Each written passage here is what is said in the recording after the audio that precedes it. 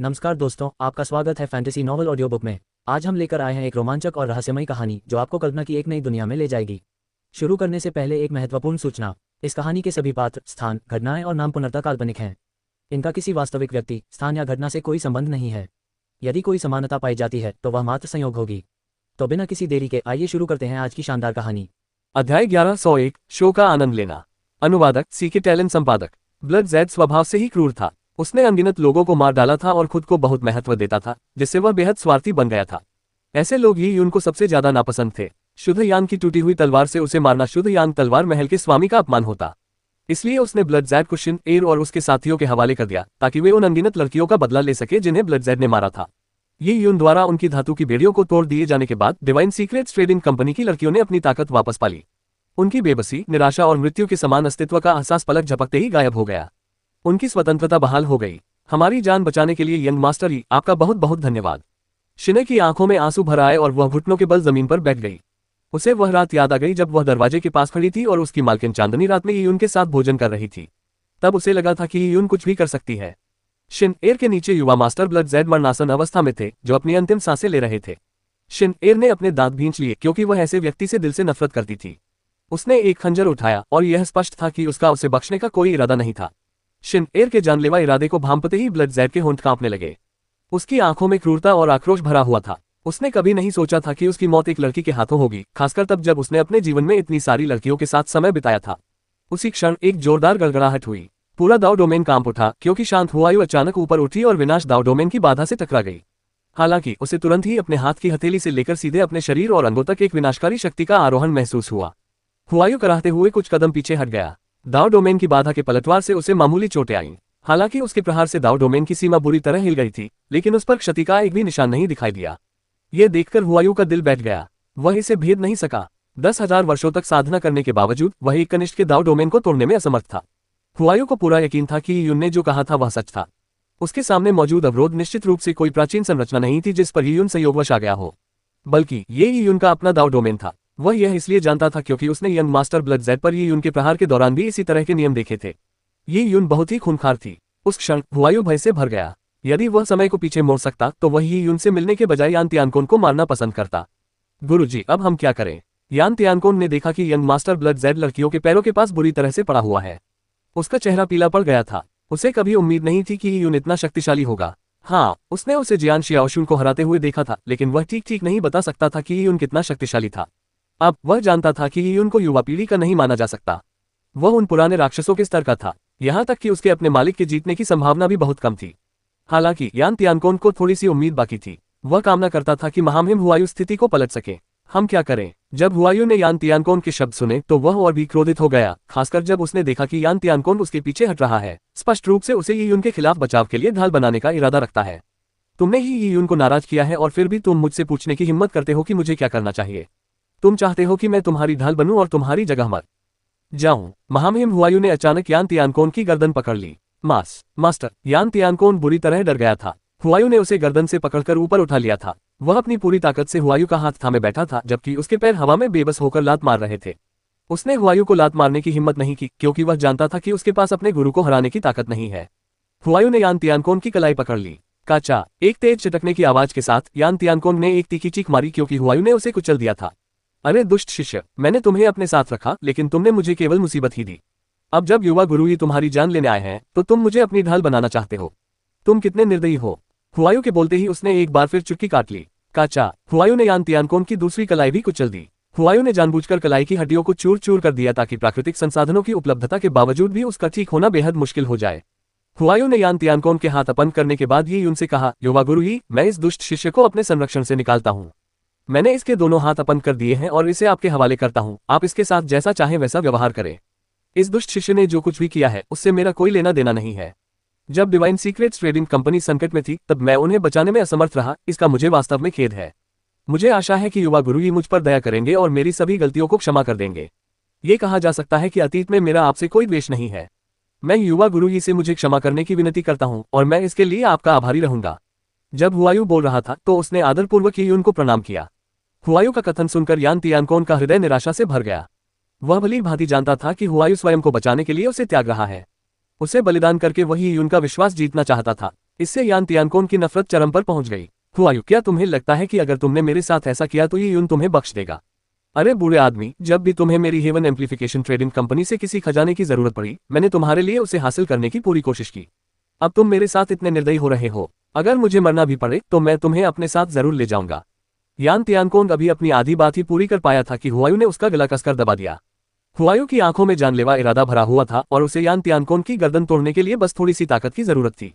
तुम मुझे निर्दयी कहने की हिम्मत कैसे करते हो? तुम तो सिर्फ नाम के शिष्य हो, फिर भी तुमने दूसरों की संपत्ति लूटने के लिए मेरे नाम का दुरुपयोग किया है। क्या तुम्हें लगता है कि मैं मूर्ख हूँ? हुआयू के बोलते ही उसने यान तियानकोन के चेहरे पर एक जोरदार थप्पड़ मारा, जिससे उसके चेहरे का बायां हिस्सा खून से लथपथ होकर बुरी तरह से क्षतिग्रस्त हो गया। खून से सने टूटे हुए दांत उसके मुंह से बाहर गिर पड़े। इसके बाद हुआयू ने 2 बार लात मारी, जिससे यान तियानकोन के घुटने चकनाचूर हो गए। उस समय यान तियानकोन एक अपाहिज और लाचार व्यक्ति की तरह था। उसका चेहरा पीला पड़ गया था, मानो जीने की उसकी सारी इच्छा समाप्त हो गई हो। ये यून ने कुछ नहीं किया, बल्कि अपने हाथ पीछे बांधकर देखता रहा। उसने बस पीछे खड़े होकर तमाशा देखा। ये यून के पीछे डिवाइन सीक्रेट्स ट्रेडिंग कंपनी की लड़कियां भी अपनी आंखों के सामने घटित हो रहे दृश्य को देख रही थीं। वे कुछ हद तक हैरान थीं। पहले यान तियानकोन एक दुर्जय व्यक्तित्व की तरह था। उसके एक शब्द से ही उनका भाग्य तय हो जाता था और महामहिम हुआयू यान तियानकोन के गुरु थे, जिन्हें वह भगवान की तरह पूजता था। लेकिन अब ये यून के खतरे के कारण हुआयू जैसे तथाकथित वरिष्ठ ने अपनी सारी गरिमा त्याग दी थी। उसने अपने अस्तित्व को बचाने के लिए अभिमानी और घमंडी यान तियानकोन को अपन करके अपना कुरूप रूप प्रकट किया। यही वह परिणाम था जो असीम शक्ति से प्राप्त किया जा सकता था। शिना ने गहरी सांस ली और श्रद्धा भाव से ये यून को देखा।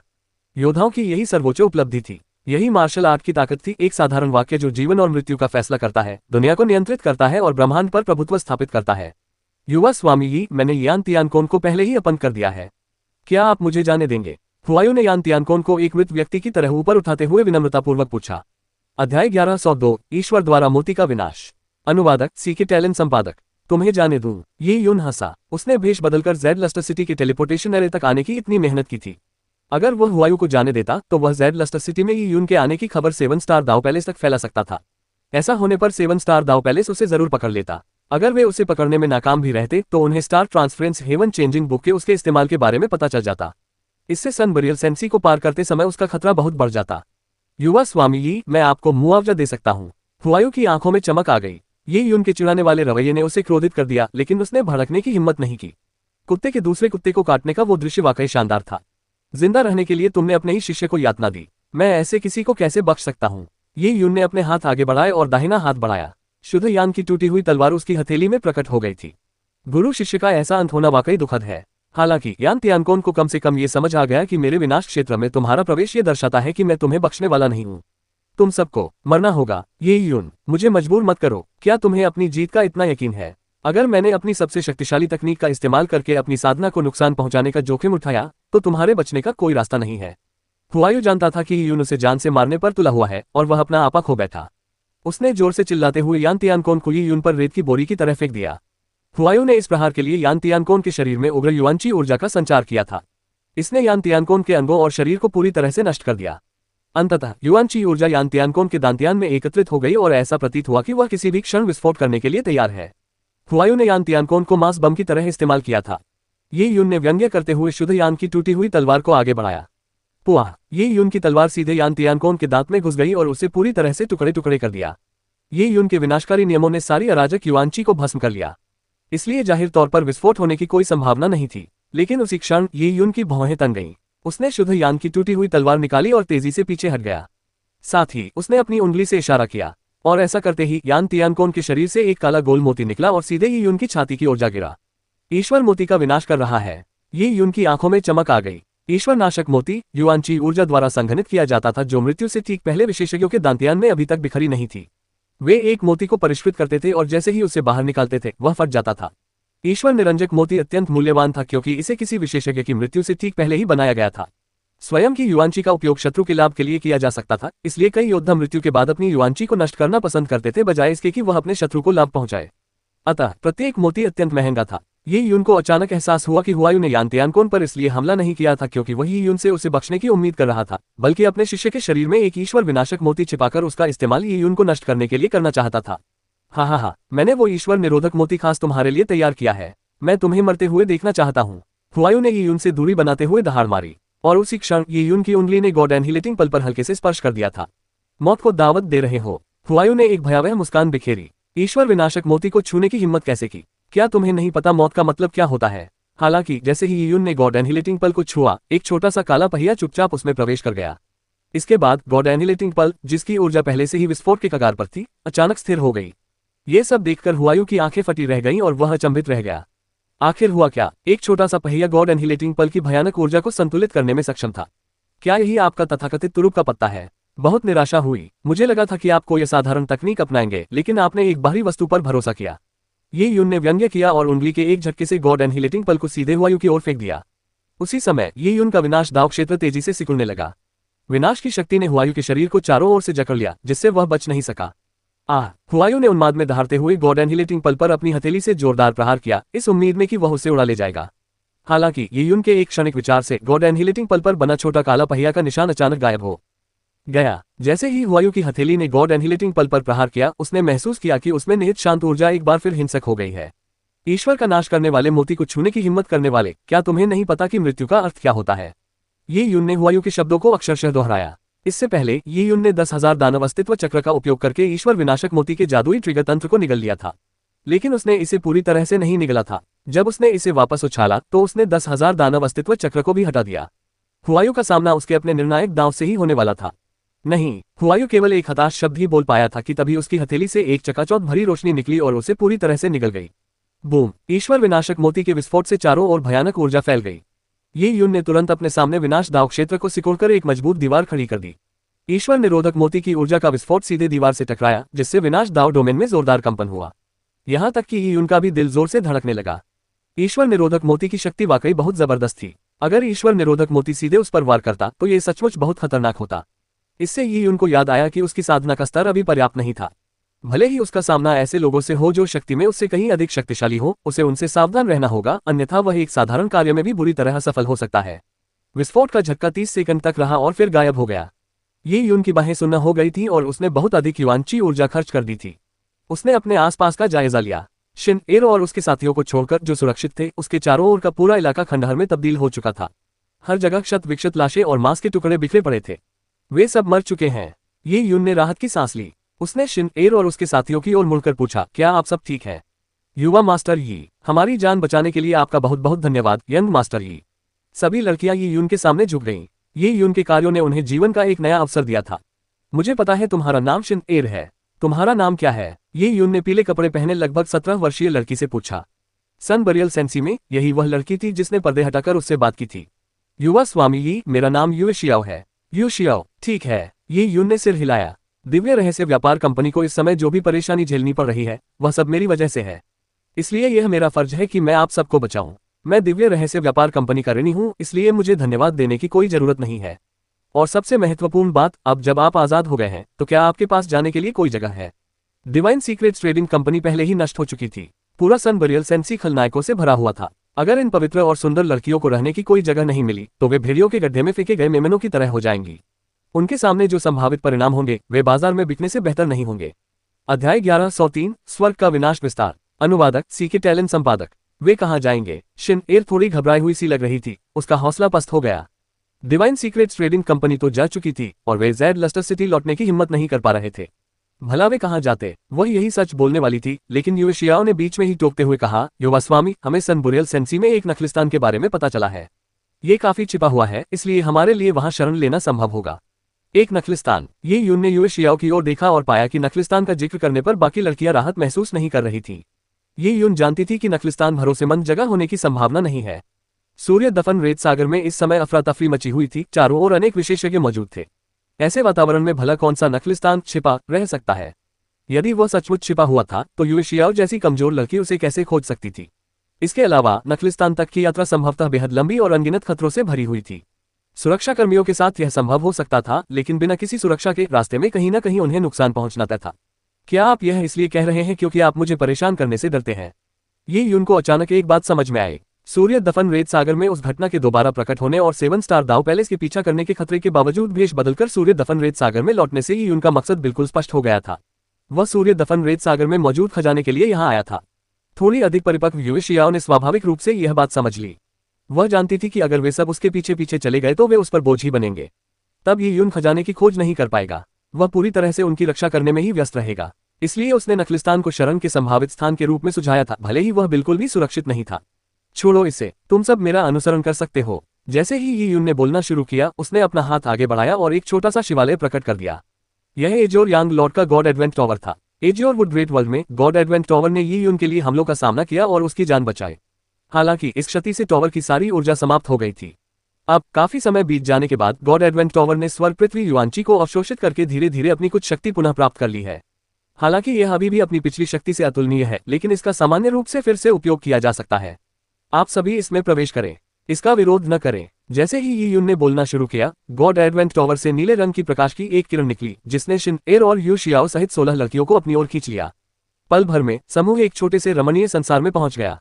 ये गॉड एडवेंट टॉवर के भीतर एक स्वतंत्र स्थान था। ये है उद्धरण चिन्ह। शिन एर और उसके साथी अपने आसपास के वातावरण को देखकर चकित रह गए। अराजकता से भरे सन बरेल सेंसी की तुलना में, जहां लोग एक दूसरे को धोखा दे रहे थे और हत्या कर रहे थे, यह स्थान एक शांतिपूर्ण स्वर्ग जैसा था। पिछले कुछ दिनों से शिन एर और उसके साथी अत्यधिक तनाव और घोर निराशा से ग्रस्त थे। यहां अचानक पहुंचने से उन्हें लगा कि वे पूरी तरह से आराम कर सकते हैं। आप सभी को यहां अस्थायी रूप से रहना होगा। भविष्य में मैं आपको जी शुयान से मिलवाने ले जाऊंगा। और सोचने के बाद यी यून ने अपनी अंतरस्थानिक अनुभूति से कुछ साधना तकनीकें और गोलियां निकाली और उन्हें 16 लड़कियों को सौंप दी। हो सकता है कि आपको यहाँ काफी लंबा समय बिताना पड़े, इसलिए बेझिझक इन साधना तकनीकों का अभ्यास करें। यी यून ने उन्हें कुछ साधारण साधना तकनीकें सिखाई थीं। इनमें से कुछ को एजोर यांग लॉर्ड ने बिना ज्यादा सोचे समझे अपनी लाइब्रेरी में रख दिया था। कुछ तकनीकें यी यून ने अपने मारे गए दुश्मनों से हासिल की थीं। एजोर यांग लॉर्ड और यी यून दोनों ने इन तकनीकों का अभ्यास नहीं किया था, इसलिए ये बेकार पड़ी थी। लड़कियों को अभ्यास के लिए ये तकनीकें देने में कोई हर्ज नहीं था। हालांकि जिन साधना तकनीकों को यी यून तुच्छ समझता था, वे शिन एर और उसके साथियों की नजरों में बिल्कुल अलग थी। युवे शियाओ ने यूं ही कुछ जैद पर्चियों को पलटा और चौंक गई। उसने पहले मून टीथ ब्लेड नामक तकनीक का अभ्यास किया था। इसे डिवाइन सीक्रेट्स ट्रेडिंग कंपनी ने नीलामी से खरीदा था, लेकिन इसमें मैनुअल का केवल पहला 2/3 हिस्सा ही था, अंतिम 1/3 हिस्सा गायब था। हालांकि यी यून ने जिस सहजता से साधना तकनीकें सौंपी थीं, वे संपूर्ण मून टीथ ब्लेड मैनुअल से भी कहीं अधिक प्रभावशाली थीं। ये साधना तकनीकें इतनी मूल्यवान थीं कि नीलामी में हलचल मचा देती थीं, फिर भी यी यून इन्हें मुफ्त में बांट देता था। ये कल्पना करना कठिन था कि यी यून अपने लिए क्या रखता होगा।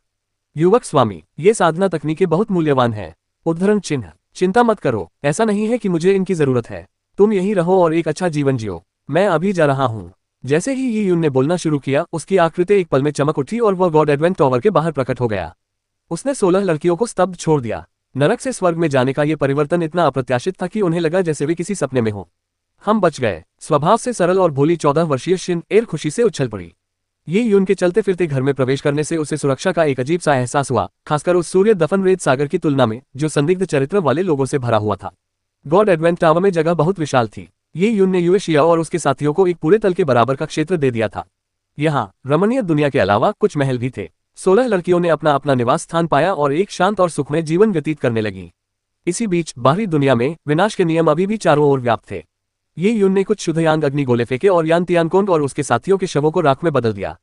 फिर उसने सारी विनाश ऊर्जा एकत्रित कर ली, जिससे स्वाभाविक रूप से विनाश दाव डोमेन समाप्त हो गया। जब वह क्षेत्र गायब हो गया तो ये यून ने देखा कि कई योद्धा घटनास्थल पर पहुंच चुके थे। उन्हें अभी भी घटना की जानकारी नहीं थी। उनकी संख्या भी सीमित थी, क्योंकि असली विशेषज्ञ बहुत पहले ही सूर्य दफन रेत सागर की गहराई में जा चुके थे। ये यून इन तुच्छ योद्धाओं से बिल्कुल भी विचलित नहीं हुआ। पलक झपकते ही वह भीड़ से बाहर निकल गया, इससे पहले कि वे उसका चेहरा देख पाते। वह तुरंत उस इलाके को छोड़कर नहीं गया, बल्कि जेड लस्टर सिटी की ओर चल पड़ा। उस समय जेड लस्टर सिटी में यान पिंगचुआन हेवन एम्प्लीफिकेशन ट्रेडिंग कंपनी में एक लाउंज कुर्सी पर बैठे थे। ये कहा जा सकता है कि वे पूरी तरह से खुश और उत्साहित दिख रहे थे। वह हेवन एम्प्लीफिकेशन ट्रेडिंग कंपनी के प्रभारी व्यक्ति थे और कुछ ही क्षण पहले उनके पोते यान तियानकोंग ने डिवाइन सीक्रेट्स ट्रेडिंग कंपनी के पूर्ण अधिग्रहण की देखरेख की थी। तब से 7 स्टार ऑक्शन कंपनी के अलावा haven amplification trading company jade lustre city में सबसे बड़ा गुट बन गई। मुझे आश्चर्य है कि क्या कॉन्गर यंग मास्टर ब्लड जेड को अपने जाल में फंसाने में कामयाब हो गया। उसे इतनी सारी यौन दासियां देकर उसे संतुष्ट हो जाना चाहिए। उद्धरण चिन्ह। यान पिंगचुआन ने प्रसन्नता से अपनी ठुड्डी सहलाई। यान तियानकोंग ने बड़े जोश के साथ काम किया, जिससे वह एक बहुत ही गर्वित दादा बन गए थे। अगर यंग मास्टर ब्लड जेड को भी साथ ले लिया जाए तो हेवन एम्प्लीफिकेशन ट्रेडिंग कंपनी की स्थिति और भी स्थिर हो जाएगी। वृद्धाश्रम। चिंता मत कीजिए, युवा स्वामी के नेतृत्व में कुछ भी गलत नहीं होगा। यान पिंगचुआन के सामने हेवन एम्प्लीफिकेशन ट्रेडिंग कंपनी के कुछ वरिष्ठ अधिकारी खड़े थे। वे बेहद खुश थे, क्योंकि डिवाइन सीक्रेट्स ट्रेडिंग कंपनी के अधिग्रहण से लूटे गए मुनाफे का एक बड़ा हिस्सा उन्हें स्वाभाविक रूप से मिल गया था। उन्हें इससे बहुत लाभ होगा। जाहिर तौर पर मिलने वाली दौलत के अलावा यंग मास्टर ब्लड जेड द्वारा न चुनी गई यौन दासियों को भी शायद मौज मस्ती के लिए उन्हें सौंप दिया जाएगा। जैसे ही समूह अपनी चर्चा जारी रखे हुए था, अचानक उन्हें अपने ऊपर एक भयानक जानलेवा इरादे का आभास हुआ। अगले ही पल उनके चारों ओर धुंधला सा धूसर रंग छा गया। उनके दिलों में एक अवर्णनीय घुटन का एहसास हुआ। कौन है भाई, कौन? यान पिंगचुआन जैसे ही लाउंज चेयर से उछलकर उठा, वह सतर्क हो गया। मुझे उम्मीद नहीं थी कि आप सब यहाँ होंगे। आप सबने मुझे एक एक करके ढूंढने की परेशानी से बचा लिया। ये यून यान पिंगचुआन के सामने प्रकट हुआ और उसके चारों ओर 1000 बर्फ की उड़ने वाली तलवारें नाचने लगी।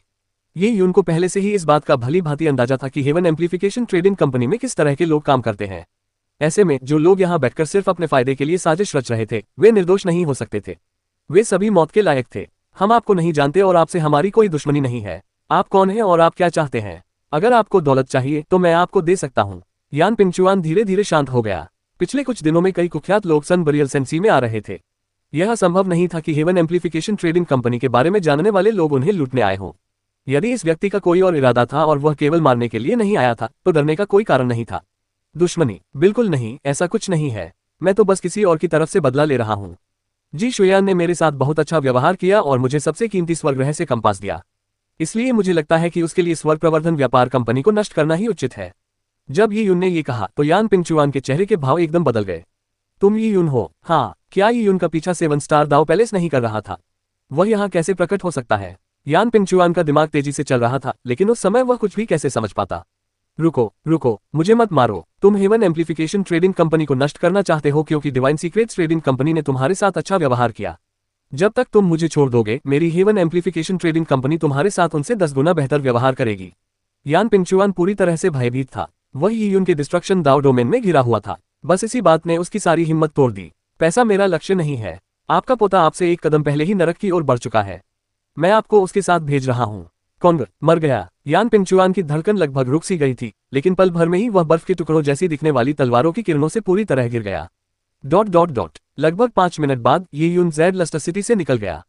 उसने हेवन एम्प्लीफिकेशन ट्रेडिंग कंपनी के मुख्य अधिकारियों का पूरी तरह सफाया कर दिया था। यान पिंगचुआन और कुछ बचे हुए एल्डर अब पूरी तरह से चूर चूर लाशों के ढेर में तब्दील हो चुके थे। इसके साथ ही हेवन एम्प्लीफिकेशन ट्रेडिंग कंपनी में निश्चित रूप से अराजकता फैल जाएगी। उनके अपरिहार्य पतन के बाद उनके पास डिवाइन सीक्रेट्स ट्रेडिंग कंपनी के साथ लेन देन जारी रखने का समय नहीं बचेगा। डिवाइन सीक्रेट्स ट्रेडिंग कंपनी के पुनर्निर्माण का काम वह जी शुयान पर छोड़ सकता था। कुछ मिनट बाद ये यून एक बार फिर ज़ेड लस्टर सिटी के पास स्थित टेलीपोर्टेशन एरे पर पहुंच गई। उसने सुरक्षा घेरे के रक्षकों को पार नहीं किया, बल्कि अपने स्थानिक आयाम नियमों का उपयोग करके टेलीपोर्टेशन तंत्र को सक्रिय कर दिया। अगले ही पल ये यून ने 50,000 किलोमीटर की दूरी तय कर ली और सूर्य दफन रेत सागर की गहराई में प्रवेश कर गया। सुरक्षा घेरे के रक्षकों को तो समय पर प्रतिक्रिया करने का अवसर भी नहीं मिला। अध्याय 1104 प्रवेश द्वार। अनुवादक सीके टैलेंट संपादक। टेलीपोर्टेशन सरणी से गुजरते समय ये यून की आंखों में थोड़ी धुंधलापन आ गया। जब उसकी दृष्टि फिर से स्पष्ट हुई तो उसने पाया कि वह विशाल सूर्य दफन रेत सागर में स्थित एक छोटे से नखलिस्तान में आ गया है। सन बुरियल सेंसी में मौजूद घनी शुद्ध यान गैसों के कारण प्राकृतिक नखलिस्तान बेहद दुर्लभ थे। हालांकि जिन स्थानों पर नखलिस्तान दिखाई देते थे उन्हें सुरक्षा प्रणालियों से संवर्धित किया जाता था, जिससे उनका रखरखाव संभव हो पाता था। ये नखलिस्तान बहुत बड़े क्षेत्र में फैला हुआ नहीं था। इधर उधर कुछ योद्धा मंडरा रहे थे जो नखलिस्तान में टेलीपोर्ट होने के तुरंत बाद वहां से नहीं गए थे। जब ये यून सरणी में प्रकट हुआ तो उसने तुरंत महसूस किया कि कई निगाहें और धारणाएं उस पर केंद्रित हैं। ये धारणाएं कमजोर नहीं थीं, और जब उसने अपने आसपास का जायजा लिया तो उसे कई शक्तिशाली आभाओं का एहसास हुआ। यहाँ आने वाले लोग निश्चित रूप से सूर्य दफन रेत सागर की गहरी गहराइयों में जाने की योजना बना रहे थे, इसलिए उनमें कुछ शक्ति होना स्वाभाविक ही था। जब इन निगाहों और धारणाओं को एहसास हुआ कि ये यून कोई अपरिचित व्यक्ति है तो वे पीछे हट गईं। ये सभी अलग अलग संप्रदायों के लोग हैं। ये यून ने चारों ओर नजर घुमाए और पाया कि योद्धा छोटे छोटे समूहों में थे। उन्होंने विभिन्न संप्रदायों के वस्त्र पहन रखे थे। उसके जैसे घुमंतु योद्धा बहुत कम थे, इसलिए उसने ज्यादा ध्यान आकर्षित नहीं किया। उसी क्षण उसने अचानक टेलीपोर्टेशन सरणी के बाहर एक चट्टान पर अपना चित्र देखा। ये यून पास गया और उसे एहसास हुआ कि यह उसी का वांछित पोस्टर था, और जिस समूह ने उसका सिर मांगा था वह 7 स्टार दाव पैलेस था। 7 स्टार दाव पैलेस। ये यून एक बड़े पत्थर के सामने खड़ा था और भावहीन चेहरे के साथ वांछित पोस्टर को पढ़ना समाप्त कर रहा था। ये कहा जा सकता है कि 7 स्टार दाव पैलेस के साथ उसकी दुश्मनी कभी सुलझने वाली नहीं थी। आखिरकार इस दुश्मनी का कारण यह था कि ये यून के पास एक असाधारण प्रतिभा थी, जिससे 7 स्टार दाव पैलेस में दहशत फैल गई थी। उसे डर था कि अपनी शक्तियों को पूरी तरह विकसित करने के बाद ये यून बदला लेगा, और ये यून का इरादा भी यही था। यार, इसे मत देखो। तस्वीर में जो व्यक्ति है उससे पंगा लेना ठीक नहीं है। पीछे से अचानक एक ऐसी आवाज आई जो जीवन के उतार चढ़ावों से भरी हुई लग रही थी। ये यून ने सिर घुमाकर देखा तो एक बूढ़ा आदमी मोटे कपड़े पहने खड़ा था। उसके चेहरे पर हल्की झुर्रियां थीं और मौसम की मार से उसकी त्वचा लाल और खुरदरी लग रही थी। उसके हाथ में एक धूम्रपान पाइप था जिससे वह कश खींच रहा था और धुएं के गुबार निकल रहे थे। उसके पाइप से धुएं के पत्तों की एक थैली भी लटक रही थी। इस व्यक्ति की शक्ल देखकर ये यून थोड़ा अचंभित रह गया। 10,000 परियों के स्वर्ग और यांग देवता के स्वर्ग में वर्षों की यात्रा के दौरान उसने जितने भी बुजुर्गों को देखा था, उनका व्यवहार अत्यंत प्रतिष्ठित था, मानो वे अमर हो। अगर ऐसा नहीं भी था तो वे बीमार या अजीब से दिखते थे, जो उनके असामान्य पृष्ठभूमि का संकेत देते थे। लेकिन उसने इस कदकाठी के व्यक्ति को पहले कभी नहीं देखा था। अगर उस बूढ़े व्यक्ति से निकलने वाली अजीबोगरीब ऊर्जा में उतार चढ़ाव न होता तो ये यून उसे किसी दूरदराज के पहाड़ी इलाके का बूढ़ा किसान समझ लेती। बूढ़े किसान ने ये यून की ओर देखा और सिर हिलाया। तुम काफी दिलचस्प हो। बूढ़ा किसान अपने आप से कुछ बुदबुदाया। ये सुनकर ये यून चौंक गया। काफी दिलचस्प है ना? हाँ, चिंता मत करो, मेरा इरादा तुम्हें नुकसान पहुंचाने का नहीं है। हालांकि मैं तुमसे आग्रह करूंगा कि तुम सूर्य दफन रेत सागर में छिपे खजाने के बारे में ज्यादा मत सोचो। बूढ़े किसान ने सिर हिलाते हुए ये यून के पीछे बने टेलीपोर्टेशन पैनल की ओर इशारा किया। कुछ लोग तो कुछ ही दिनों में वापस लौटने की योजना बना रहे हैं। पिछले कुछ दिनों में कई योद्धा सूर्य दफन रेत सागर की आंतरिक गहराइयों में प्रवेश कर चुके थे। हालांकि ये घटना इतनी विशाल थी कि किसी को भी ये पता नहीं था कि खजाना वास्तव में कहाँ छिपा है।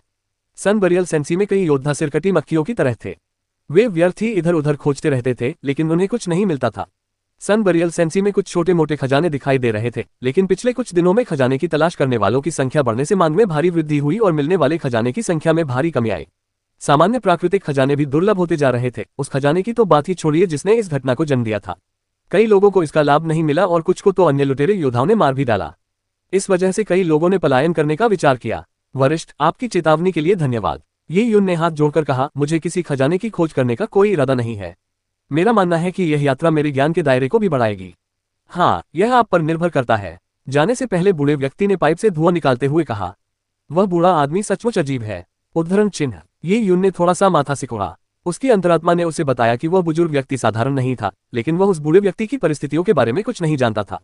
ये यून ने बिना ज्यादा सोचे समझे नखलिस्तान छोड़ दिया। जब उसे एक ऐसी जगह मिली जहां कोई देख न सके तो उसने बैंगनी क्रिस्टल की ऊर्जा दृष्टि का उपयोग करके ये सुनिश्चित किया कि आसपास कोई नहीं है। फिर उसने अपना हाथ बढ़ाया और उसे अंतरस्थानिक वलय पर फेरा। तुरंत ही उसकी हथेली में एक प्राचीन और सरल कंपास डिस्क प्रकट हो गई।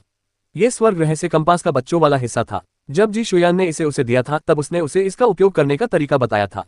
जबकि कई लोग सूर्य दफन रेत सागर में बिना सिर वाली मक्खियों की तरह थे, ये यून के हाथ में ऐसा खजाना था। ये यून ने कुछ मंत्र पढ़े जिससे स्वर्ग रहस्य कंपास सक्रिय हो गया। तुरंत ही उससे हल्की रोशनी निकलने लगी। प्रतिक्रिया तो होती है, लेकिन वह बहुत कमजोर होती है। ये यून ने स्वर्ग रहस्य कंपास को हाथ में लिया और खुद को दिशा देने लगा। बुजुर्ग से हुई मुलाकात ने ये यून को सतर्क कर दिया था। ऐसा लग रहा था कि सूर्य दफन रेत सागर में काफी संख्या में विशेषज्ञ अभियान पर आए हुए हैं। उसे बेहद सावधान रहना होगा। स्वर्ग रहस्य कंपास प्राचीन काल से स्वर्ग रहस्य अध्याय द्वारा विरासत में मिली एक अनमोल धरोहर थी। स्वर्ग रहस्य कंपास की माता पुत्री की जोड़ी अपने भू ज्योतिषीय लक्षणों के माध्यम से एक दूसरे से जुड़ी हुई थी। इस तरह का संबंध आसानी से टूट नहीं सकता था। हालांकि उस समय ये यून को एहसास हुआ कि बच्चे का हिस्सा हाथ में होने के बावजूद मां के हिस्से का स्थान कुछ अस्पष्ट था। उसने कई घंटों तक खोज की, लेकिन स्वर्ग रहस्य कंपास की चमक में मामूली वृद्धि ही हुई।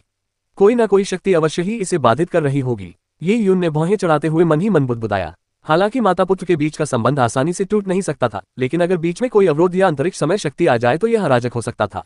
स्वर्ग रहस्य कंपास के मात्र भाग का पता लगाने के लिए उसे उसके पर्याप्त करीब पहुंचना आवश्यक था। हालांकि ये यून को कोई जल्दी नहीं थी। कंपास होने के बावजूद भी उसके लिए उस स्थान का पता लगाना बेहद मुश्किल था। ऐसे में उन अन्य योद्धाओं के लिए तो और भी मुश्किल था जिनके पास कुछ भी नहीं था। स्वर्ग रहस्य कंपास हाथ में लिए ये यून धीरे धीरे सही दिशा की तलाश करने लगा। जैसे जैसे दूरी कम होती गई, उसे यांग शक्ति का भी अधिक प्रबल एहसास होता गया। साधारण योद्धा यहाँ होते तो उनके आंतरिक अंग पूरी तरह जलकर राख हो जाते। रेत भी नर्म और ढीली हो गई थी। हर कदम पर उसके पैर टखनों तक धंसते जा रहे थे। अगर उसने अपने पैरों को युवांची से न लपेटा होता तो एक साधारण कदम से ही उसके पैर जलने लगते। अचानक स्वर्ग रहस्य कंपास जोरदार रोशनी से फट उठा। हालांकि जब यून ने चारों ओर देखा तो उसे केवल खालीपन ही दिखाई दिया। उसे कुछ भी खास नजर नहीं आया। ओह! ये यून ने अचानक अपने पैरों के पास उबलती हुई गर्म और ढीली रेत की ओर देखा। उसके आसपास कुछ भी नहीं था, लेकिन स्वर्ग रहस्य कंपास के बाल भाग ने मात्र भाग को महसूस कर लिया था। दरवाजा खोलो। ये यून ने अपनी तलवार निकाली और अपने सामने रेगिस्तान पर वार किया। तुरंत ही पीली रेत हिलने लगी और एक गहरी खाई खुल गई। कुछ और वार करने के बाद ये यून की आंखें चमक उठी। जमीन के नीचे एक अंधेरी गुफा का प्रवेश द्वार दिखाई दिया था। गर्मी से वह छेद लाल रंग से चमक रहा था और उसमें लाल रंग की लपटें टिमटिमा रही थीं। वह नरक के प्रवेश द्वार जैसा लग रहा था। स्वर्ग रहस्य कंपास हाथ में लिए ये यून बिना किसी झिझक के अंदर उड़ गई। अचानक रेत बरसने लगी और पलक झपकते ही गुफा का प्रवेश द्वार एक बार फिर रेत से ढक गया। वह अपनी मूल वीरान रेगिस्तानी अवस्था में लौट आया। सब कुछ पहले जैसा हो जाने और पहले वाली गर्मी गायब हो जाने के बाद ऐसा लग रहा था मानो गुफा सिर्फ एक भ्रम थी। अगर हेवन सीक्रेट्स कंपास के बच्चे वाले हिस्से के लिए नहीं होता तो ये बताना असंभव होता कि रेगिस्तान के नीचे कोई रहस्य छिपा हुआ है।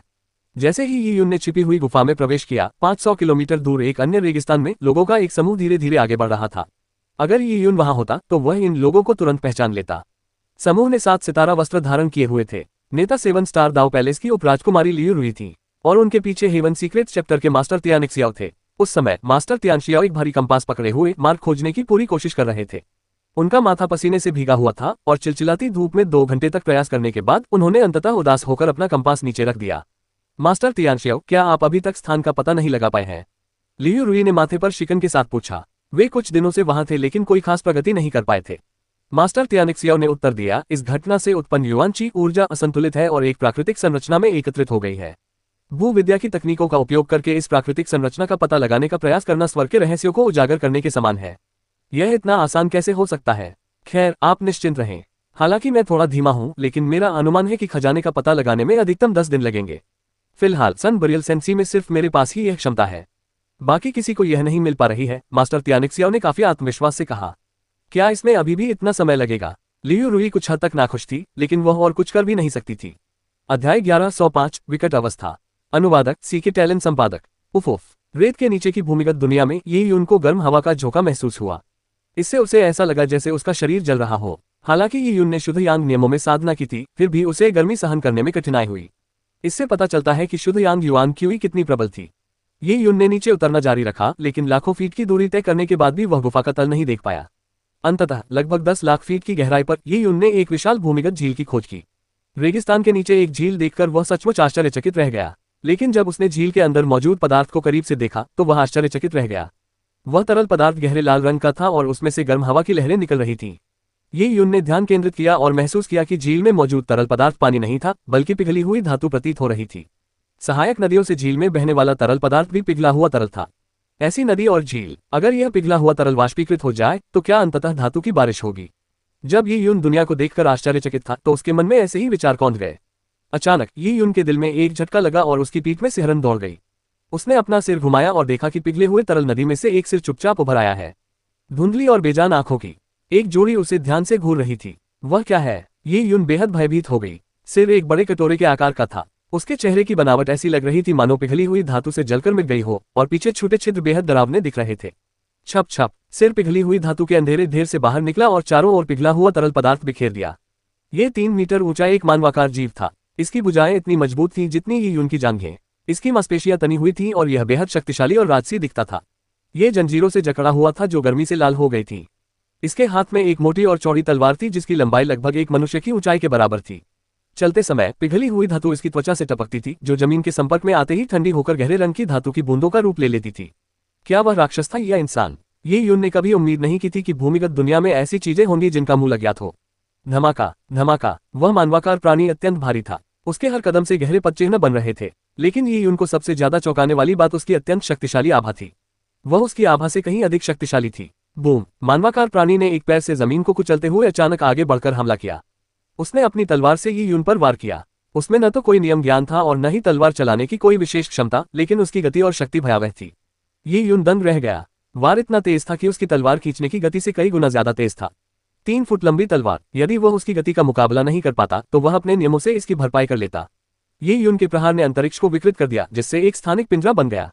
हालांकि पिंजरा पूरी तरह से बंद होने से पहले ही एक भीषण बल ने उसे चकनाचूर कर दिया। जब किसी योद्धा का हमला एक निश्चित सीमा तक पहुंच जाता था तो वह शून्य को चीर सकता था।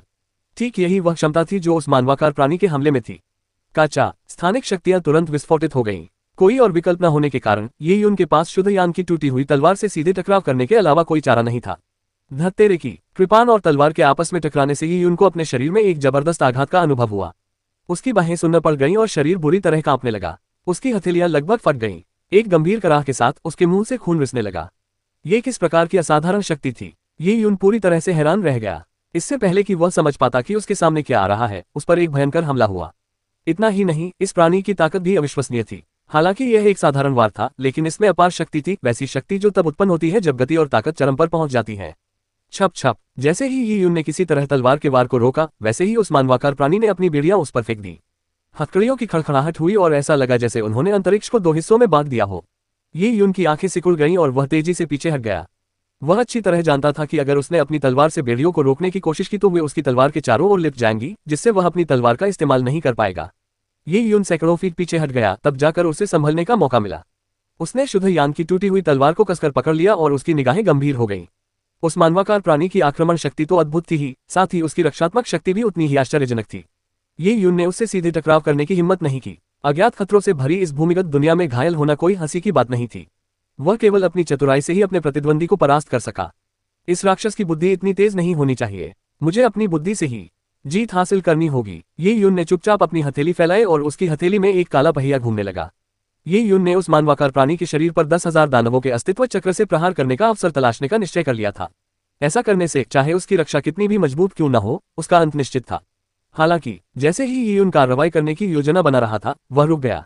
उसने अभी अभी जिस 10,000 दानवों के अस्तित्व के चक्र का आह्वान किया था, वह गायब हो गया। उसकी आंखों के सामने घटित हो रहे दृश्य को देखकर उसके पैरों से लेकर सिर तक एक सिहरन दौड़ गई। जंजीरों से बंधे मानवाकार प्राणी के पीछे धीरे धीरे बहती पिघली हुई नदी से लगभग 7 सिर निकले।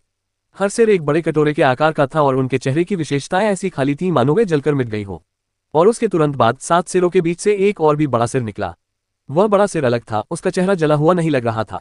इसके बजाय उसके चेहरे पर धातु के कणों की स्पष्ट चमक थी, जो उसे एक साधारण हेलमेट की तरह चमका रही थी।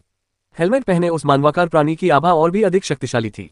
वह स्पष्ट रूप से अन्य मानवाकार प्राणियों का नेता था। वे इतने सारे थे, ये यून बुरी तरह से हिल गया। वह एक से निपटने में ही मुश्किल महसूस कर रहा था, लेकिन अब तो 7 लोग थे और उनका नेता भी उससे कहीं अधिक शक्तिशाली था। यह विश्वास करना कठिन था कि इस भूमिगत दुनिया में ऐसी भयानक हस्ती का अस्तित्व है। यदि ऐसे और भी भयानक जीव होते तो 7 स्टार दाव पैलेस भी उनके द्वारा नष्ट हो जाता।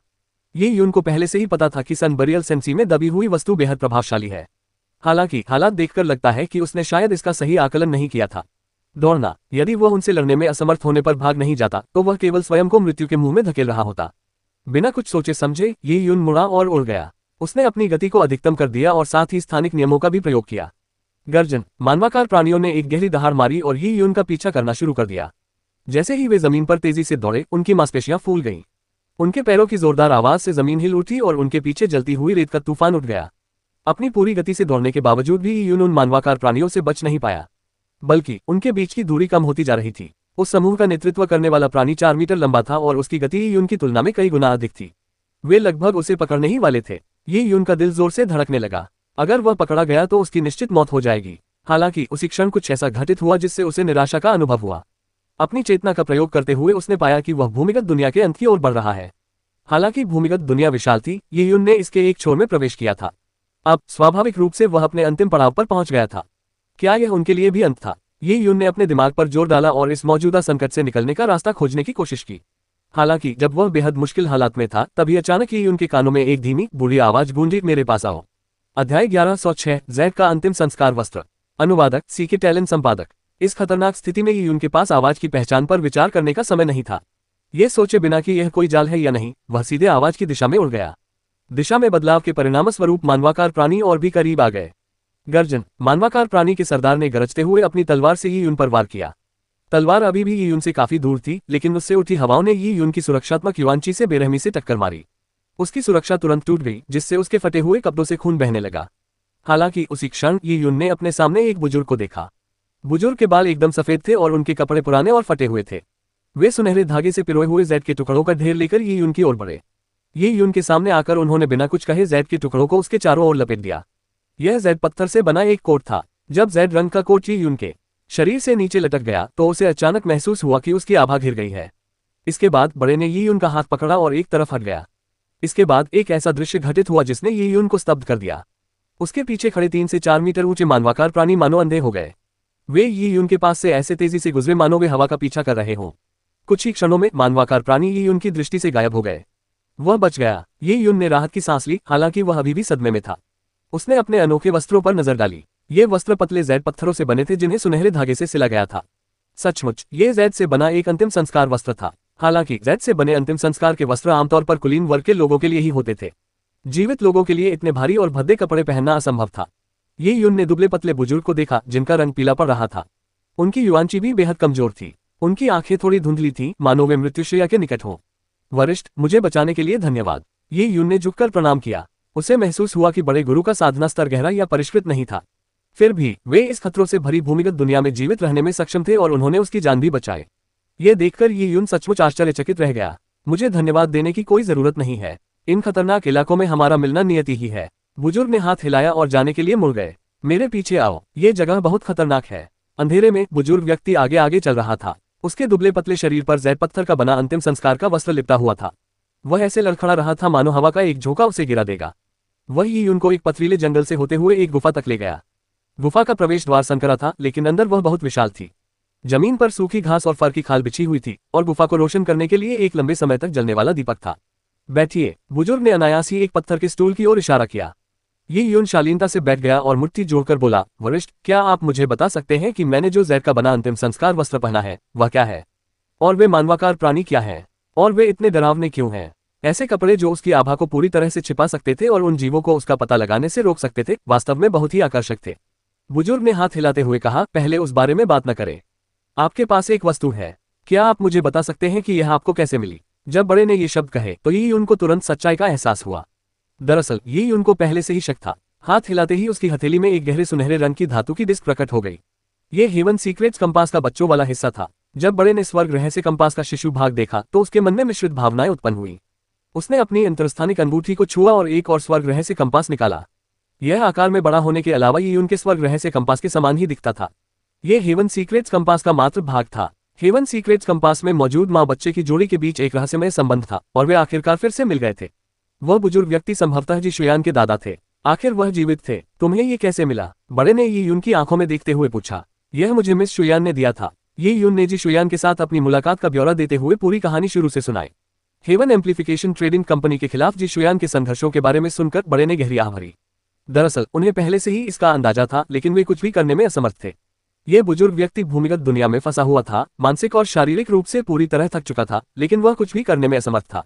आपने जो बताया है उसके अनुसार आप यान एयर के संरक्षक हैं, लेकिन मुझे कैसे यकीन हो कि आप सच कह रहे हैं और आपने स्वर्ग रहस्य कंपास को यान एयर से छीनकर अपने लिए इस्तेमाल नहीं किया? आप शायद उसी 7 स्टार दाव पैलेस के सदस्य हो जिसका आपने अभी जिक्र किया था। बुजुर्ग की आवाज धीमी और शांत थी। उन्होंने यीयुन की आंखों में देखा। वे उस नौजवान को अच्छी तरह समझ गए थे। वे यीयुन के मुकाबले के नहीं थे। जिस तरह यीयुन ने मानवाकार प्राणियों के हमलों से खुद को बचाया, वह दाव मैनिफेस्टेशन स्तर का योद्धा भी नहीं कर सकता था। हालांकि बुजुर्ग निडर बने रहे। उनकी धुंधली आंखें, जिनसे वे यीयुन को देखते थे, एक प्राचीन कुएं की तरह शांत थीं। यीयुन कुछ देर चुप रहा और फिर बोला, वरिष्ठ, कृपया प्रतीक्षा कीजिए। आप उनसे स्वयं पूछ सकते हैं। एक विचार के साथ यीयुन ने अपने शरीर से एक छोटा सा पैगोडा प्रकट किया। वह धीरे धीरे हवा में घूमने लगा और उसके बाद एक तेज रोशनी के साथ 2 लड़कियां प्रकट हुईं। वे शिन एर और युए शियाओ थीं। वे दोनों जी शुयान की निजी नौकरानियां थीं। बाहर आने पर दोनों लड़कियां भ्रमित थीं। हालांकि उन्होंने तुरंत अपने सामने बैठी पीली और दुबली पतली बुजुर्ग महिला को देखा। हालांकि बुजुर्ग व्यक्ति का रूप रंग काफी बदल गया था, फिर भी वे उन्हें एक नजर में पहचान सकते थे। मालिक, दोनों लड़कियां सुखद रूप से आश्चर्यचकित हुईं। पुराने गुरु के गायब होने के बाद से डिवाइन सीक्रेट्स ट्रेडिंग कंपनी का पतन हो रहा था। ये लगातार खतरे में थी और अगर यीयुन न होती तो ये बहुत पहले ही खत्म हो चुकी होती। कल यीयुन ने उनकी जान बचाई थी और आज उन्हें पता चला कि डिवाइन सीक्रेट्स ट्रेडिंग कंपनी के पुराने मालिक अभी भी जीवित हैं। वे खुशी से झूम उठे। क्या वे सपना देख रहे थे? वरिष्ठ महोदय, यदि आपको कोई शंका हो तो आप उनसे पूछ सकते हैं। युवा स्वामी यी, आपने न केवल हमें और हमारी स्वामिनी को बचाया बल्कि हमारे स्वामी को भी बचाया। शिन एर ने उत्साह से पूछा। यीयुन को थोड़ी शर्मिंदगी महसूस हुई। वही तो था जिसे उस बूढ़े आदमी ने बचाया था। ठीक है, अब और सवाल पूछने की जरूरत नहीं है। आप मेरी डिवाइन सीक्रेट्स ट्रेडिंग कंपनी के हितैषी हैं। इतना कहकर बड़े बुजुर्ग खड़े हो गए और उन्होंने यीयुन को प्रणाम किया। यीयुन ने जल्दी से उन्हें सहारा दिया। बुजुर्ग बहुत कमजोर थे। जब यीयुन ने उन्हें सहारा दिया तो उन्होंने पाया कि बुजुर्ग हड्डियों के ढांचे मात्र थे, मांस कम। वरिष्ठ, इसकी कोई आवश्यकता नहीं है। आपने मेरी जान भी बचाई है। ये कहते हुए यीयुन को अपना पहले वाला प्रश्न याद आया। वरिष्ठ, आपने अभी तक मुझे यह नहीं बताया कि वे मानवाकार प्राणी क्या हैं। साथ ही इन जैद से बने अंतिम संस्कार के वस्त्रों के पीछे क्या कहानी है? जैद के अंतिम संस्कार के वस्त्र, बुजुर्ग ने आह भरते हुए कहा, शायद आपने भी यही अनुमान लगाया होगा। जैसा कि नाम से पता चलता है, ये केवल कब्रों में ही मिलने वाली दफन वस्तुएं होनी चाहिए, लेकिन वास्तव में मेरे स्वर्ग रहस्य अध्याय के लिए इन वस्त्रों के कुछ और उपयोग हैं। हालांकि स्वर्ग रहस्य अध्याय भूविद्या में रुचि रखता है, लेकिन ये बात कहने का एक नर्म तरीका मात्र है। असल में प्राचीन स्वर्ग रहस्य अध्याय कब्र लुटेरे थे। कई शक्तिशाली हस्तियों की कब्रों में तरह तरह की विचित्र वस्तुएं मिली हैं। जैद के अंतिम संस्कार वस्त्र का उद्देश्य व्यक्ति की आभा को पूरी तरह से छिपाना है। ये हमें कब्र में सुरक्षित रूप से प्रवेश करने में सक्षम बनाता है। बड़े की बातों से यीयुन स्तब्ध रह गया। उसे यह जानकर आश्चर्य हुआ कि स्वर्ग रहस्य अध्याय शुरू में एक कब्र लुटेरा संप्रदाय था। वास्तव में भू विद्या का संबंध कब्र लूटने से था। अध्याय 1107, 7 सितारा दाव महल से पुनः सामना। अनुवादक सीके टैलेंट संपादक। उसी क्षण बुजुर्ग ने यीयुन की ओर देखा और पूछा, तुम शायद यांग आत्मा के लिए यहाँ आए हो, है ना? तुम यांग एर के उपकारक हो, इसलिए यदि तुम इसे प्राप्त करना चाहते हो तो मैं तुम्हें नहीं रोकूंगा। यह बेहद खतरनाक है, उसने आगे कहा। बाहर मौजूद मानवाकार प्राणियों से बचने के लिए आप जैद से बना अंतिम संस्कार वस्त्र पहन सकते हैं, लेकिन जब आप सबसे गहरे तल में पहुंचेंगे तो वहां और भी खतरे आपका इंतजार कर रहे होंगे। मैं यहाँ काफी समय से फंसा हुआ हूँ, लेकिन न तो यांग आत्मा प्राप्त कर पाया हूँ और न ही इस जगह से निकल पाया हूँ। मुझे इस बात का पूरा एहसास था कि मेरे बिना डिवाइन सीक्रेट्स ट्रेडिंग कंपनी को बहुत बड़ा खतरा होगा, लेकिन मैं कुछ भी करने में असमर्थ था। मैं आपकी मदद करने के लिए ज्यादा कुछ नहीं कर सकता, सिवाय इसके कि मैं आपको रास्ता दिखा दूं। ये यून ने जल्दी से कहा, वरिष्ठ, केवल इस जैद से बने अंतिम संस्कार के वस्त्र ने ही मेरी बहुत मदद की है। अगर जैद से बने अंतिम संस्कार के वस्त्र न होते तो ये यून शायद एक कदम भी आगे न बढ़ पाती। वे मानवाकार प्राणी बहुत ही भयानक थे। बुजुर्ग व्यक्ति ने एक खंजर का इस्तेमाल करके जमीन पर नक्शा उकेरा। भूमिगत दुनिया की बनावट जटिल थी। बिना नक्शे के कोई भी व्यक्ति साधारण सैर के दौरान भी भटक सकता था। यह मुख्य क्षेत्र है, एक बार इसमें प्रवेश कर गए तो मैं भी आपकी मदद नहीं कर पाऊंगा। बुजुर्ग ने अपने खंजर से एक विशेष स्थान पर प्रहार किया। ये यून ने नक्शे को याद कर लिया और हैरानी से पूछा, वरिष्ठ, क्या ऐसा हो सकता है कि आप भी मुख्य क्षेत्र में प्रवेश नहीं कर पाए हो? बुजुर्ग ने हाथ हिलाकर जमीन पर पड़े नक्शे को मिटा दिया। उन्होंने ऊपर देखा और उनकी धसी हुई आंखों में मानो एक गहरा दबा हुआ दर्द झलक उठा। युवा स्वामी जी, मुझे आपसे अभी भी कुछ पूछना है। बड़े ने अचानक झुककर प्रणाम किया। वरिष्ठ जी, इसकी कोई आवश्यकता नहीं है, सीधे अपने मन की बात कहिए। ये यून ने जल्दी से उन्हें रोक दिया। मृत्यु के निकट होने के बावजूद बड़े ने झुकने पर जोर दिया। इसका अर्थ था कि यह मामला उनके लिए अत्यंत महत्वपूर्ण था। बुजुर्ग ने ये यून की जान बचाई थी, इसलिए यदि संभव हो तो ये यून अनुरोध को पूरा करेगा। यदि युवा स्वामी को वहां शुयान के पिता मिले तो कृपया ये जांच ले कि वे जीवित हैं या मृत, बुजुर्ग ने कहा। दरअसल बुजुर्ग व्यक्ति काफी लंबे समय से बाहर इंतजार कर रहा था। वह जानता था कि शुयान के पिता के जीतने की संभावना बहुत कम थी। उस बारे में सीनियर आप शिन, एर और यू शियाओ के साथ टावर में प्रवेश कर सकते हैं, ये उनने सुझाव दिया। बुजुर्ग ने जैद से बना अंतिम संस्कार का वस्त्र पहन रखा था, इसलिए उन्हें मानवाकार प्राणियों से कोई खतरा नहीं था। हालांकि 7 स्टार दाव पैलेस सहित विभिन्न गुट किसी भी समय सूर्य अंतिम संस्कार रेत सागर में प्रवेश कर सकते थे। अगर ऐसा है तो मैं यंग मास्टर ई पर अपनी उम्मीदें टिकाऊंगा। स्वर्ग रहस्य कंपास का यह मात्र भाग वातावरण की परवाह किए बिना आपकी स्थिति की पुष्टि करने में सक्षम होगा। यंग मास्टर ही, कृपया इसे ले लीजिए। बुजुर्ग एक पल के लिए हिचकिचाए और कोई बहाना नहीं बनाया। वह भी शुयान के पिता को, चाहे जीवित हो या मृत, ढूंढना चाहते थे। शिन, एर और यू शियाओ ने बड़े को सावधानीपूर्वक ऊपर उठाकर मीनार में बिठाने के बाद ये यून ने गॉड एडवेंट टॉवर को वापस ले लिया। स्वर्ग रहस्य कंपास की मां बच्चे की जोड़ी को पकड़े हुए वह गुफा से बाहर निकल गया। नक्शे का अनुसरण करते हुए ये यून एक बार फिर पिघली हुई धातु की नदी के किनारे लौट आए। झील की सतह पर 9 सिर तैर रहे थे। उनकी खाली आंखें अपने आसपास के वातावरण को देख रही थीं और भयावह लग रही थीं। हालांकि ऐसा लग रहा था मानो वे यून जैसे जीवित मनुष्य को देख ही नहीं पा रहे थे जो ठीक उनके सामने खड़ा था। ये यून ने उन पर एक नजर डाली और फिर नदी के किनारे किनारे ऊपर की ओर चलने लगी। पिघली हुई नदी में शक्तिशाली शुद्ध यांग नियम समाहित थे और इसका स्रोत ठीक भूमिगत दुनिया के केंद्र में स्थित था। जैसे जैसे ये यून गहराई में उतरता गया उसने अन्य प्राचीन जीव देखे। वे मानवाकार राक्षसों से भिन्न थे, लेकिन फिर भी भयावह थे। हालांकि उनकी संख्या बहुत कम थी, लेकिन उनमें से 1 या 2 ही निश्चित मृत्यु का कारण बनने के लिए काफी थे। इस दुर्गम भूभाग पर आम लोगों का रहना असंभव था। इसके अलावा नदी कई सहायक नदियों में बढ़ जाती थी। ये सहायक नदियां भूमिगत दुनिया में अनगिनत सुरंगों और शाखाओं के रूप में फैली हुई थीं, जिससे कोई भी आसानी से खो सकता था और उसे पता भी नहीं चलता था कि वह कहाँ खो गया है। जब वह एक चौराहे पर पहुंचा तो ये यून ने एक गहरे लाल रंग की झील देखी जिसमें बड़ी मात्रा में पिघला हुआ तरल जमा था। ये वही झील थी जो उसे भूमिगत दुनिया में पहली बार प्रवेश करते समय मिली थी। मैं वापस प्रवेश द्वार पर क्यों आ गया हूँ? ये यून एक पल के लिए झिझका, लेकिन फिर उसे एहसास हुआ कि वह वास्तव में अपनी मूल जगह पर नहीं लौटा है, बल्कि भूमिगत दुनिया के स्थानिक नियम बेहद अव्यवस्थित हैं। हालांकि वह उस रास्ते को देख सकता था जिस पर वह पहले चला था, लेकिन वास्तव में वह अंतरिक्ष की कई परतों से अलग हो गया था।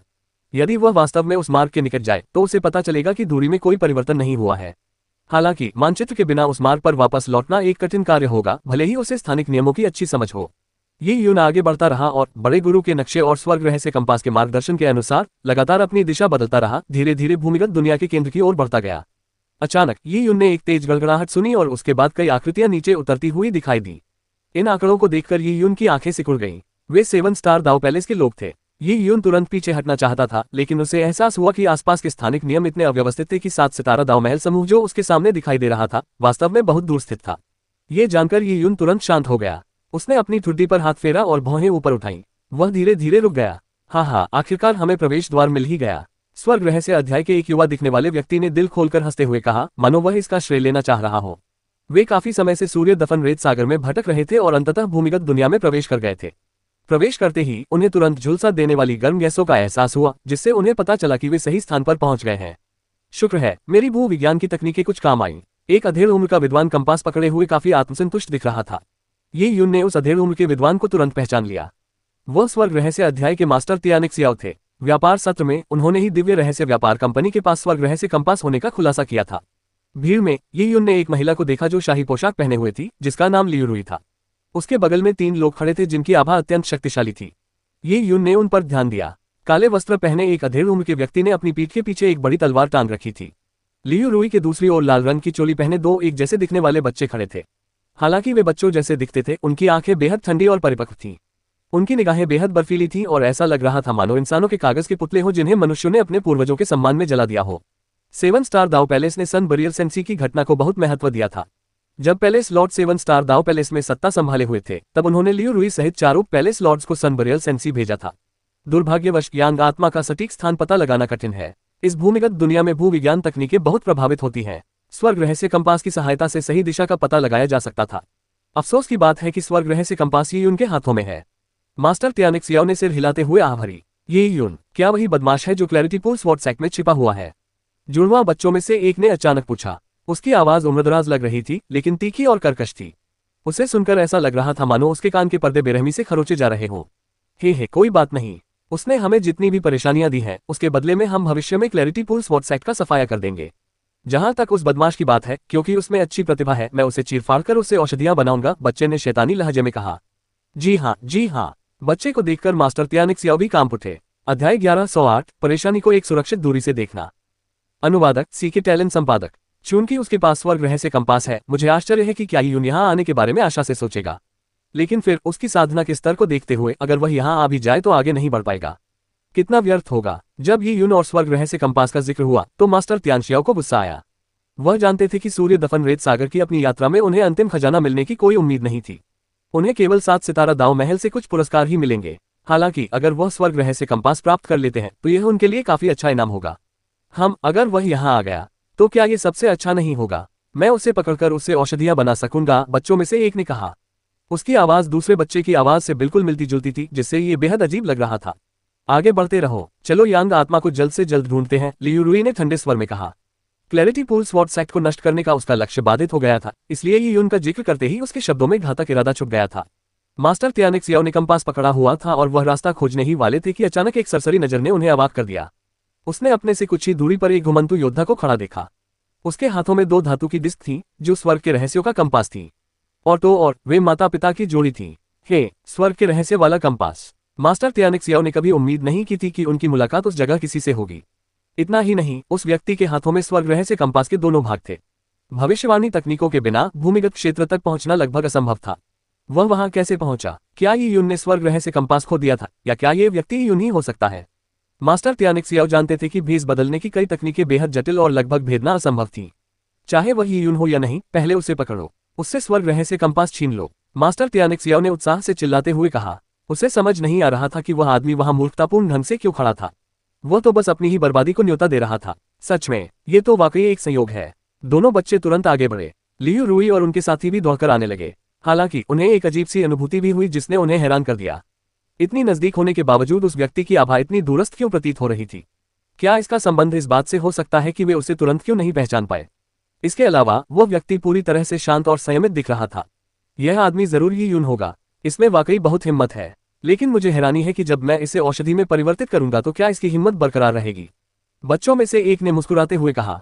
इतना कहते ही दोनों बच्चे एक साथ ही यून पर झपटे। हालांकि उन्हें यह एहसास हुआ कि उनकी छलांग उन्हें बहुत दूर ले गई थी, लेकिन ये यून अभी भी एक चट्टान के पास खड़ी थी। उनके बीच की दूरी स्थिर प्रतीत हो रही थी। ओह! बच्चों में से एक ने अपनी भौहें ऊपर उठाई और जादू का इशारा किया। तुरंत ही उसका चेहरा उतर गया। स्थानिक अराजकता, बदमाश, इसीलिए तो तुम इतने निडर हो। लेकिन इस पाताल लोक से जिंदा बाहर निकलने की कोई योजना मत बनाना। बिल्कुल सही। पहले क्लैरिटी पूल स्वॉर्ड सैक के लोग तुम्हारी रक्षा कर रहे थे, लेकिन अब तुम बिल्कुल अकेले हो। यहाँ रहकर तुम मौत को दावत दे रहे हो। लियू रुई की पतली आंखें सिकुड़ गईं और उसकी आवाज में ठंडे और भयावह इरादे झलक रहे थे। उसी क्षण ये यून ने अपना मुंह खोला और मुस्कुराया। स्थानिक बाधा के कारण उसकी आवाज सुनाई नहीं दी। उसने केवल अपने मन की बात इशारों में कही, पहले अपनी चिंता करो। आप सभी को मेरी शुभकामनाएं। ये यून के ऐसा कहने के बाद पीछे बैठे 7 स्टार दाव पैलेस के एक शिष्य ने दर्द भरी चीख मारी। लियू रुई और उसके साथियों ने जल्दी से पीछे मुड़कर देखा तो एक चेहरेविहीन मानवाकार प्राणी को देखकर वे दंग रह गए। वह पहले ही शिष्य के टुकड़े टुकड़े कर चुका था और अब उनकी ओर मुंह करके खड़ा था। वह क्या है? उनके सामने 3 मीटर लंबा एक भयानक प्राणी खड़ा था, जिसके चेहरे की विशेषताएं पूरी तरह से झुलसी हुई प्रतीत हो रही थी और उससे एक भयावह आभा निकल रही थी। मानवाकार प्राणी के पीछे आसपास के अंधेरे में से बड़े बड़े सिर निकलने लगे। कुल 12 सिर थे और सभी मानवाकार राक्षसों के थे। छप छप वे पिघले हुए तरल से बाहर कूद पड़े। बीच में 4 मीटर लंबा एक मानवाकार प्राणी था जिसके चेहरे की बनावट स्पष्ट थी। उसकी भयावह आभा ने उनके रोंगटे खड़े कर दिए। गर्जन। मानवाकार राक्षसों ने झपटने से पहले एक गहरी दहाड़ मारी। धिक्कार है। दोनों बच्चों ने एक दूसरे को देखा और उड़ गए। जल्द ही 7 स्टार दाव पैलेस के बाकी सदस्य भी उन मानवाकार प्राणियों से भिड़ गए। लेकिन जल्द ही उन्होंने पाया कि यद्यपि मानवाकार प्राणी कानूनों में निपुण नहीं थे, फिर भी उनमें अपार शक्ति और अविश्वसनीय गति थी। जैसे जैसे मृतकों और घायलों की संख्या बढ़ती गई, 7 स्टार दाव पैलेस के सदस्यों की ओर से लगातार दुख भरी चीखें सुनाई देती रहीं। मास्टर त्यानिक सियाओ को सामने की स्थिति देखकर कपकपी सी महसूस हुई। उनकी साधना के स्तर पर वे मानवाकार प्राणियों का मुकाबला नहीं कर सकते थे। गर्जन। 7 स्टार दाव पैलेस ने थोड़े ही समय में काफी संख्या में शिष्यों को खो दिया था। बचे हुए कुछ लोग बड़ी मुश्किल से ही प्रतिरोध कर पा रहे थे। उनके हमले उन अजेय दिखने वाले राक्षसों को कोई नुकसान पहुंचाने में नाकाम रहे। 7 स्टार दाव पैलेस के 4 उपराजकीय सरदारों को भी इस हमले से निपटने में काफी मुश्किल हुई। धिक्कार है। दोनों बच्चों के चेहरे पीले पड़ गए। उन्होंने देखा कि यी यून वहां खड़ा था और उनके द्वारा उसके लिए किए जा रहे नाटक का आनंद ले रहा था। उनके ठीक सामने होने के बावजूद वे उस तक पहुंचने में असमर्थ थे। वे असहाय होकर देखते रह गए क्योंकि वह तुच्छ बदमाश एक मनोरंजक और व्यंग्यात्मक भाव से उनके दयनीय संघर्ष को देख रहा था। 7 स्टार दाव पैलेस के उपराजकीय स्वामी होने के नाते यह उनके लिए बेहद अपमानजनक था। आराम से उनसे लड़ो, मैं पहले जा रही हूं, यी यून ने मुस्कुराते हुए कहा। उसे मार डालो, वह आदमी जरूर यी यून होगा। हमारा 7 स्टार दाव पैलेस उसी को जरूर ढूंढ निकालेगा और उसके टुकड़े टुकड़े कर देगा। लियू रुई ने गुस्से से दांत पीसते हुए कहा। वह यी यून को पकड़ने के लिए बेताब थी, लेकिन 7 स्टार दाव पैलेस की हालत ऐसी थी कि वह खुद की रक्षा नहीं कर सकता था। उन्होंने पलक झपकते ही अपने 30 से ज्यादा लोगों में से लगभग आधे खो दिए थे। उन्हें इस बात का जरा भी अंदाजा नहीं था कि यी यून इस खतरनाक वातावरण में कैसे जीवित रहने में कामयाब रही। महाराज के उपप्रभु, यी यून के हाथ में स्वर्ग रहस्य कंपास है। उसके पास इसका मात्र भाग भी है, इसलिए संभवतः उसने स्वर्ग रहस्य अध्याय के गद्दार को ढूंढ लिया है। इसके अलावा उसने जैद का अंतिम संस्कार वस्त्र पहना हुआ है। ये किसी की आभा को छुपा सकता है। यदि वह हमसे आगे बढ़ता रहा तो हो सकता है कि वह हमसे पहले खजाना ढूंढ ले। मास्टर त्यानिक सियाओ ने जल्दी से कहा। दोनों बच्चों ने मास्टर त्यानिक सियाओ को ठंडी निगाहों से देखा। मास्टर त्यानिक सियाओ ने उनकी कमजोरी पर वार किया था। वे इस बात को कैसे नहीं समझ पाए। ऐसा करने के लिए उसका जीवित रहना जरूरी होगा। काले रंग की तलवार लिए आमतौर पर चुप रहने वाला अधेड़ उम्र का आदमी अचानक कर्कश आवाज में बोला। उसी क्षण यी यून ने मास्टर त्यान शियाओ और उनके साथियों पर व्यंग्यात्मक दृष्टि डाली। इस भूमिगत दुनिया में इन मानवाकार राक्षसों के अलावा भी बहुत कुछ है। वे लाखों वर्षों से भूख से मर रहे होंगे। आप सभी को मेरी शुभकामनाएं। जब मास्टर त्यान शियाओ ने यी यून के होंठ पड़े तो उन्हें पसीना आ गया।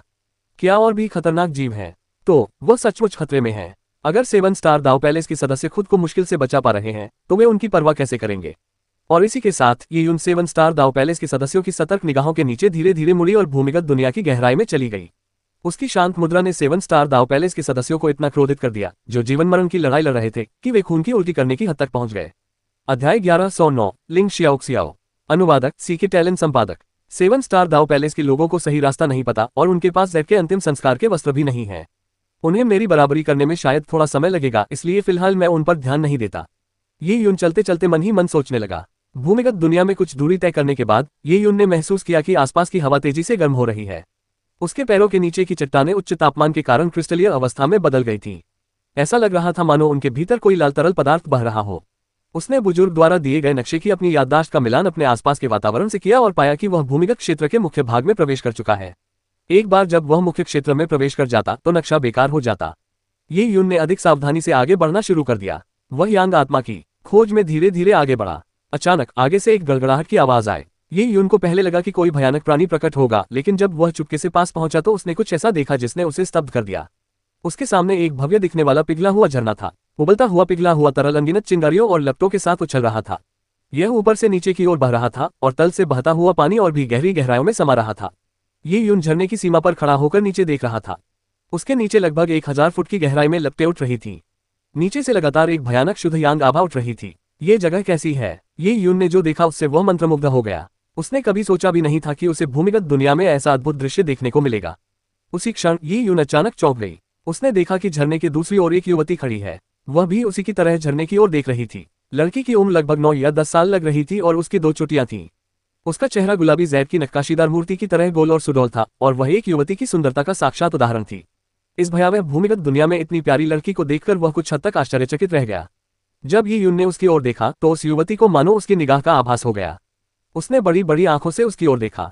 उसने अपना सिर थोड़ा झुकाया और मानो आश्चर्यचकित हो गई हो। किसी अज्ञात कारण से ये यून को उसकी आवाज सुनाई दे रही थी, जबकि उसने अपना मुंह नहीं खोला था।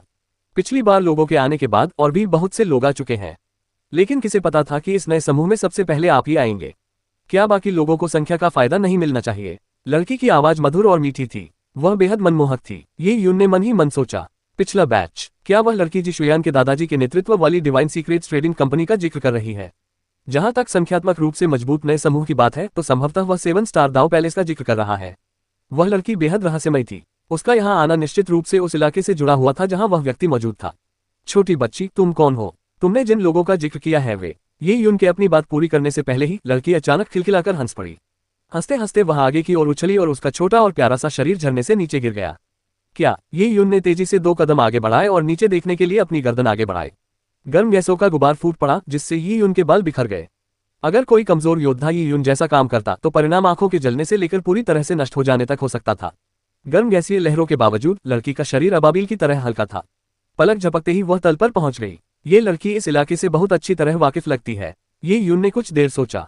अगर वह बिना सोचे समझे इधर उधर भटकता रहा तो उसे अनजाने खतरों का सामना करना पड़ सकता है।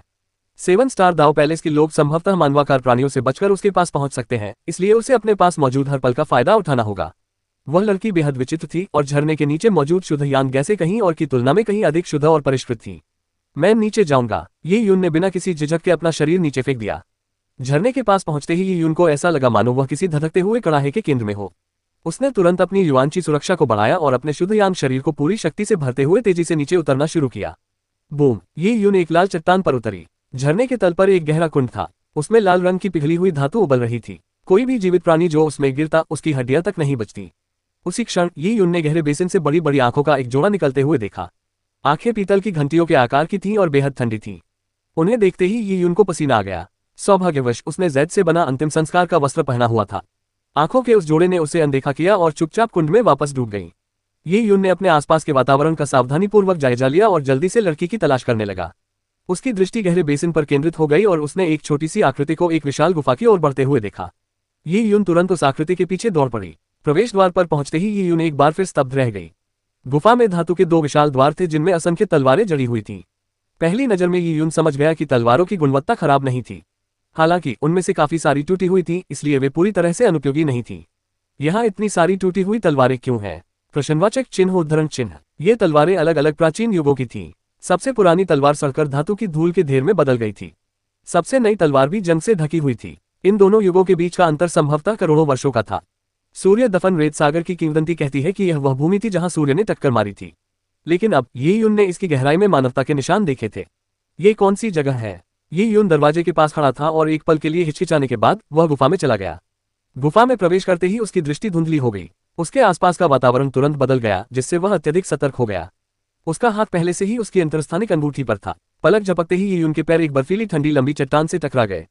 उसने उस पर नजर डाली और महसूस किया कि वह एक ऐसे मंदिर में आ गया है जो एक विशाल चट्टान को काटकर बनाया गया है। यह मंदिर, जो अनिश्चित काल से धूल में दबा हुआ था, एक गहरी गुफा के तल में स्थित था। जब ये यून वहां खड़ा था तो उसने अपने पैरों के पास पड़ी लंबी चट्टानों के चारों ओर एक वीरान आभा का आभास किया। मंदिर के बीचों बीच एक मूर्ति स्थापित थी। जब ये यून उसके पास पहुंचा तो उसने देखा कि वह मूर्ति उस छोटी लड़की की थी।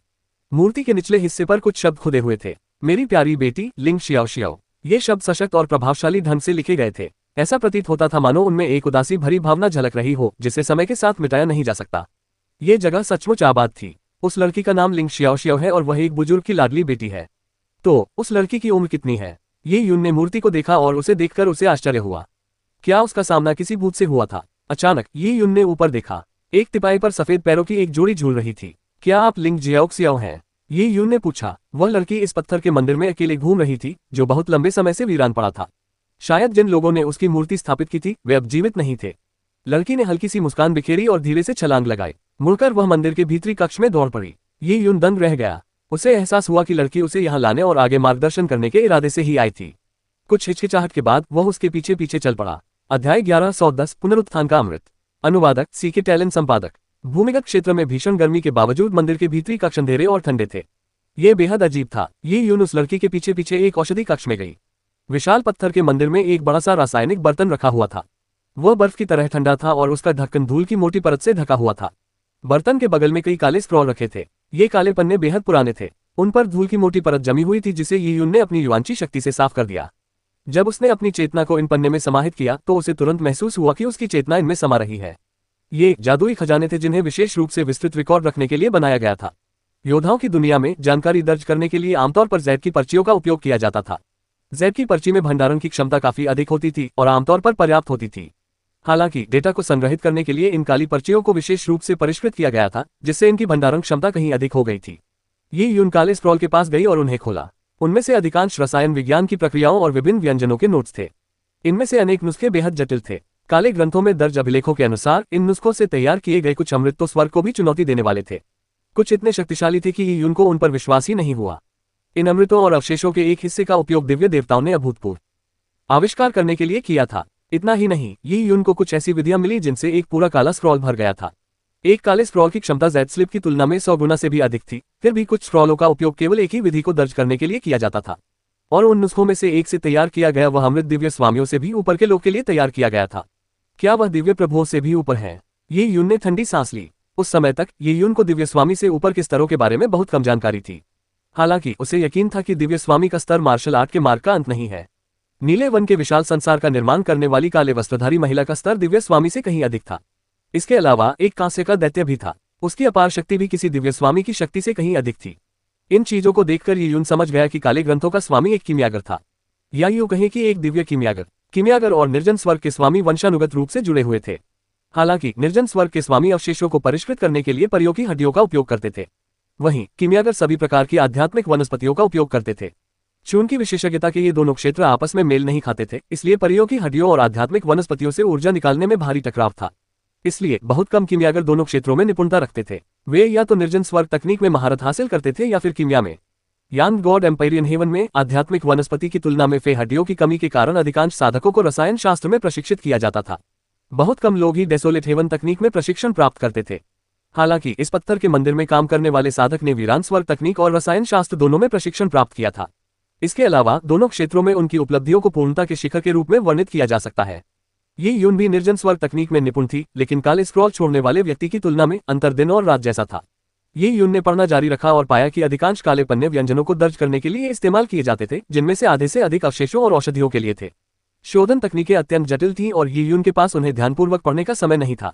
वह केवल अपने लिए उपयोगी चीजों की खोज कर सकता था। तभी उसकी नजर एक लगभग खाली काले स्क्रॉल पर पड़ी। उस काले स्क्रॉल की क्षमता एक जेड स्लिप से 100 गुना अधिक थी, लेकिन उसमें केवल एक पैराग्राफ ही लिखा था।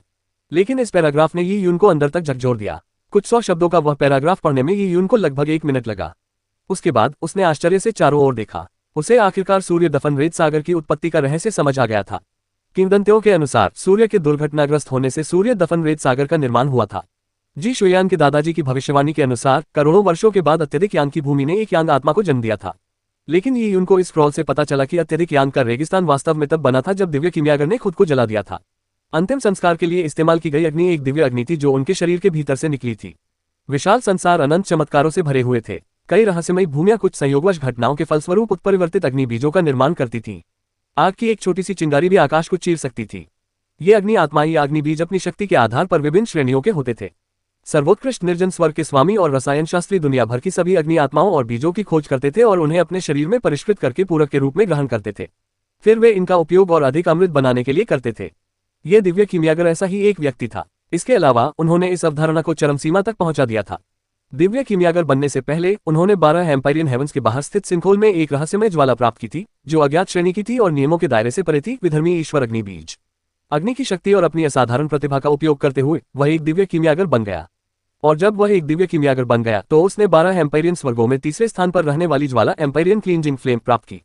जब दोनों ज्वालाएं आपस में मिली तो वे एक ऐसी चीज में विलीन हो गईं जिसने स्वयं दिव्य कीमियागर को भी चौंका दिया। संयुक्त ज्वाला विधर्मी देवता अग्नि बीज का रूप धारण करती रही। ये भी कहा जा सकता है कि सिंखोल से निकला काला विधर्मी देवता अग्नि बीज धीरे धीरे एम्पायरियन क्लींजिंग फ्लेम को भस्म कर रहा था। तब से उस दिव्य रसायनज्ञ ने विधर्मी देवता अग्नि बीज का पोषण करने के लिए अपनी बोध शक्ति का उपयोग करना शुरू कर दिया। धीरे धीरे उसके रसायन शास्त्र कौशल ने ऐसी ऊंचाइयों को प्राप्त कर लिया जो पहले अकल्पनीय मानी जाती थी। दिव्य रसायनज्ञ का जन्म यांग गॉड एम्पायरियन हेवन में हुआ था, लेकिन उनके सबसे प्रभावशाली दिन सिंखोल में बीते। मृत्यु के निकट आने पर ही वह यांग देव के स्वर्ग में लौटा। उसने विधर्मी देव के अग्नि बीज को सूर्य दफन रेत सागर में दफना दिया। क्योंकि यह एक दाह संस्कार था, इसलिए भीषण अग्नि ने हजारों किलोमीटर के क्षेत्र को झुलसा दिया। लेप्टो में अत्यधिक यांग शक्ति व्याप्त थी, जिसके परिणामस्वरूप जंगल सूख गए और झीलें सूख गईं। पहाड़ भी घिसकर गल गए और अंततः एक विशाल रेगिस्तान का निर्माण हो गया।